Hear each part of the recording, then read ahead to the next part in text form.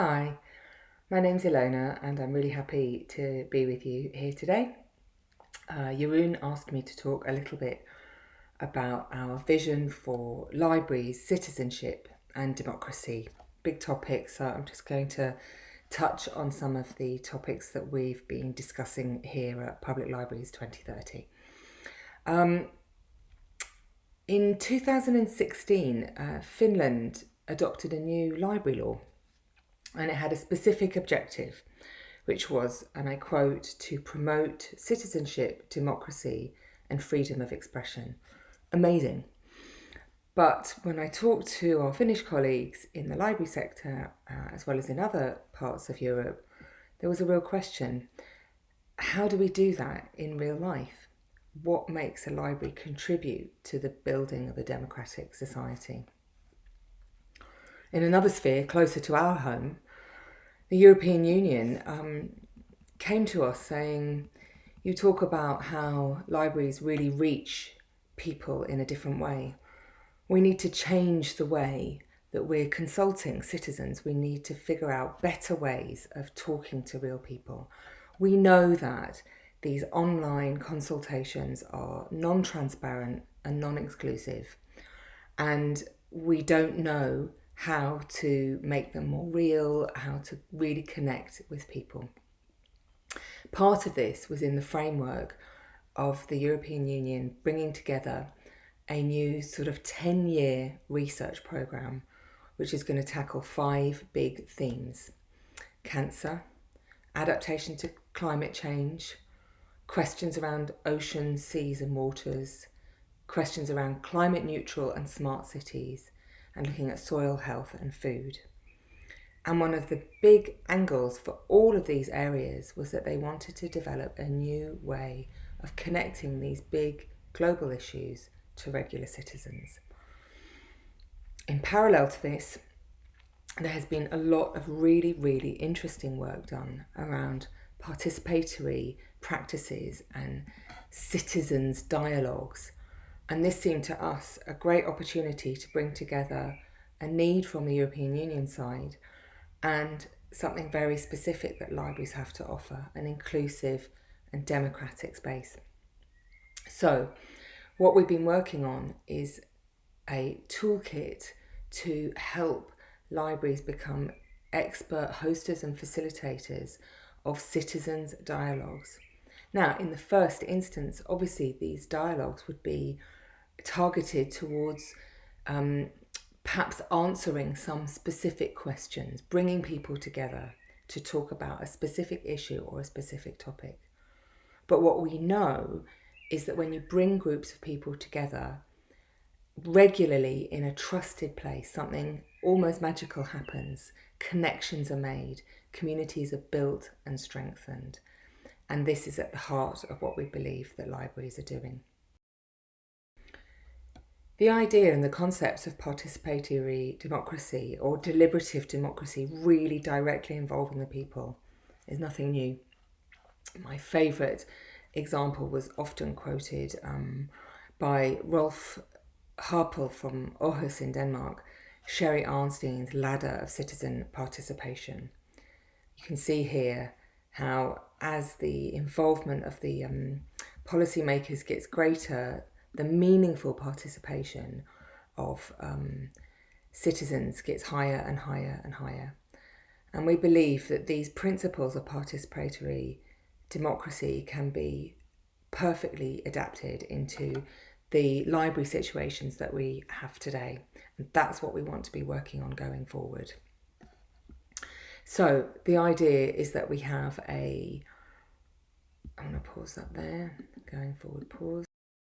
A really interesting modern example of this was during the referendum in Ireland on whether or not to legalise abortion.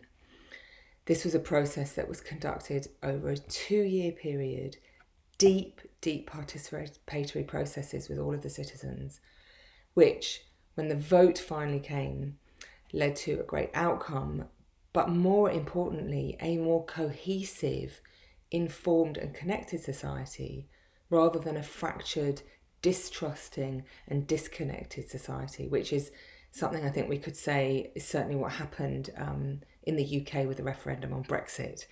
So there's really fantastic new models emerging of how we can bring people together and help them to build common understanding. We know that it's difficult to help people talk about difficult topics, and I do really believe that there's a fundamental role for libraries as we move into a more open, transparent and deliberative phase in our democratic lives.